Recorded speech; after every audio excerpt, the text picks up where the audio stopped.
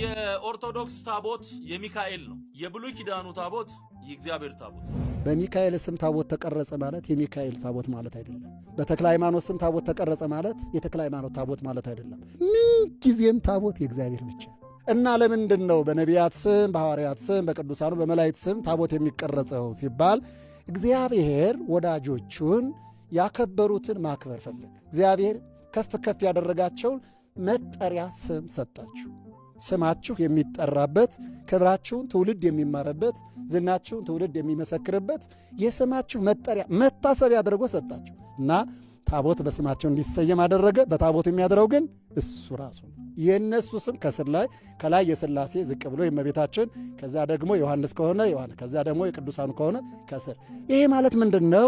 ሰንሰለቱ እኛ በቅዱሳኑ አድርገን ቅዱሳኑ በእመቤታችን ክብር አድርገው ወደ ሥላሴ መሄዳችን መንገዳችን በታቦቱ በኩል የተሰራበት ነው።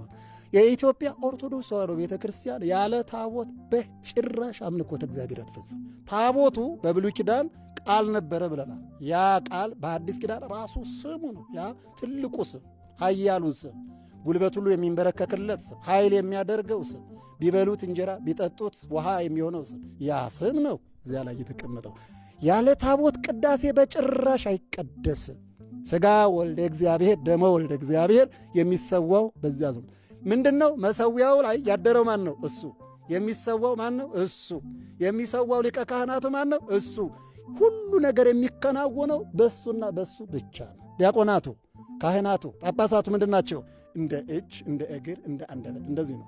የሐዋርያትን አፍ አፍ አድርጎ፣ የሐዋርያትን እግር እግር አድርጎ፣ የሐዋርያትን እጅ እጅ አድርጎ ዳሰሰን፣ ተናገረን፣ ወደኛ መጣለን እንደማለት ነው።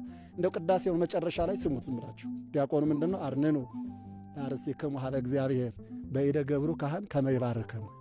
ራሳችን ወደ እግዚአብሔር ዝቅ ዝቅ አድርጉት። በእደ ገብሩ ካህን ከመ ይባርከሙ። የሚባርከው ማን ነው? ሊቀ ካህናቱ ኢየሱስ ክርስቶስ። ግን በማን እጅ ነው? በካህኑ እጅ፣ በአባ ገሌ በመምሬ ገሌ እጅ።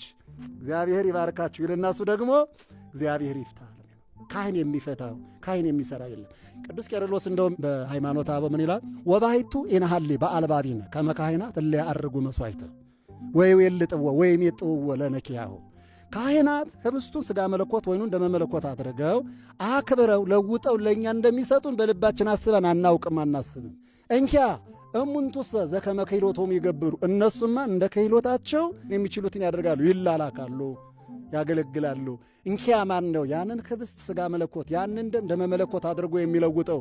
በዚያ በጸሎተ ሐሙስ ኅብስቱን ሥጋ መለኮት ወይኑን ደመ መለኮት አድርጎ የለወጠው የቀደሰው ሊቀ ካህናቱ ውእቱ ኢየሱስ ክርስቶስ እሱ ራሱ።